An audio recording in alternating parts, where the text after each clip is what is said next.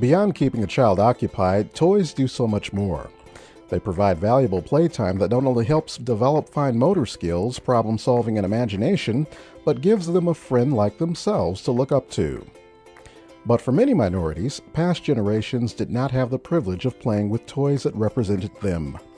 It was always very hard for my mother, who would only want to buy me black and brown dolls, to find dolls that weren't caricatures and that were, positive representations of black people. And so I didn't have very many until I got older and I could buy them myself. Coletta Peterson is a crocheter and ragdoll creator who was inspired to make brown dolls after seeing the lack of representation of minorities in toys. But Coletta didn't get her real start until she experienced the sudden life change. I had no idea what I was doing. I initially started crocheting just towels and scarves, so much to the point that I thought my family would start a coup.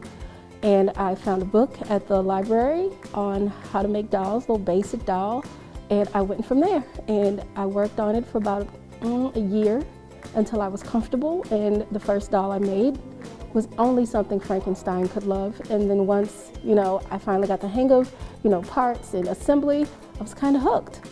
And I've been making dolls ever since. Coletta hopes her custom-made rag dolls will help give other children of color a special friend that they will cherish forever.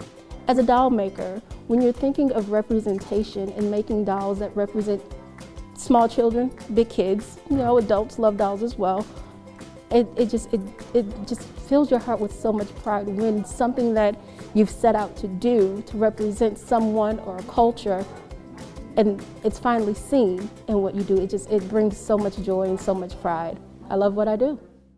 Through the end of February, you can see some of Coletta's rag dolls on display, as well as many other collectibles at the Black Dolls Matter exhibit at the Southfield Public Library.